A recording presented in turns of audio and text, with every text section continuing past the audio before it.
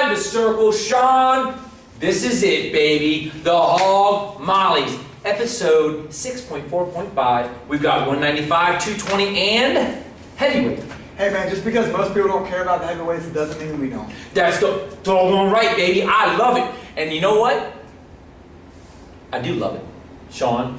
And I'm going to tell you this. I had a great time watching the heavyweights at the district tournament. Do you know why? Nobody has a great time watching heavyweight wrestling. I grab my popcorn, I watch that. You know what? And I'm That's going to a tell you lie. why. I'll tell you why. I don't enjoy it. I have a problem telling you that. It's boring wrestling. Officials get way too involved. Now that's what I have a problem with. And that's why they watch this It's not even a episode. sport. We should cut freshmen out. Anyways, 195 pounds!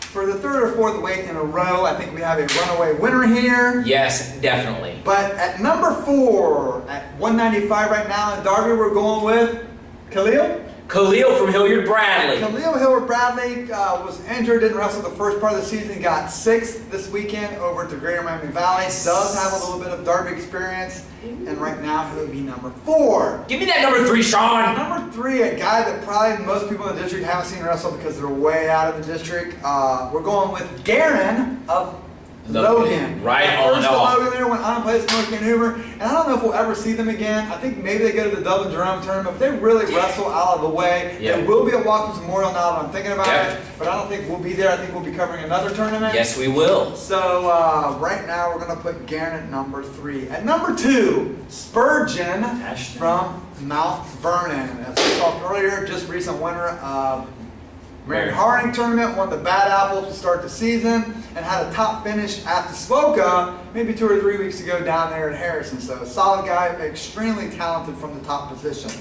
At number 1, Jared Ball from Hilliard Darby, 2-time state third, got hurt early in the season. He's okay. We talked to the coaching staff. He'll be back. When he'll be back is undecided. They want to make sure that he's top notch because obviously when you get third twice, You know what you want. I mean, again, it's all bigger go home at this point for him. So I think Right. we're going to hold him out probably through the month of January, and we should see him You go, boy. later in the district. But right now, Jared Ball is your top 195 pounder. Sean, let's break down 220 pounds. But at number 4, we're going to go with Walter Meyer of St. Chuck. Very tall, long Yes. guy here. He might cause problems just with his overall length. He was first at the Bad Apple tournament, and he was 5th at Marion Harding, and does have, I believe, some district experience. There you At go. number 3, we're going with Stevens of Grove City.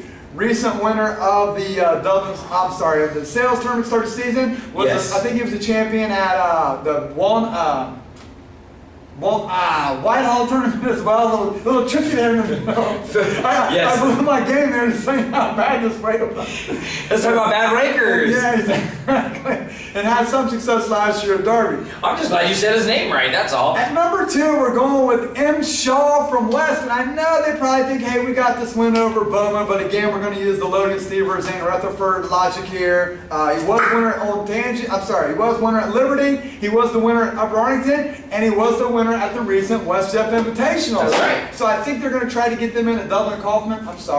Central Crossing as well, to get him some little bit more top-level competition. But a solid kid, probably can make arguments to be the number 1 guy. But again, we look at the whole picture. The landscape, The baby. landscape, just not the one match. At number 1, we're going to go with Derek Bowman here. Okay. Again, the guy was a state order last year, 220. Did wrestle in the offseason, Junior Olympic. Solid kid. He did lose in overtime to Shaw, so maybe an argument can be made that maybe should be new match. No, it can't. It will be made. I'll get the angry email, Sean.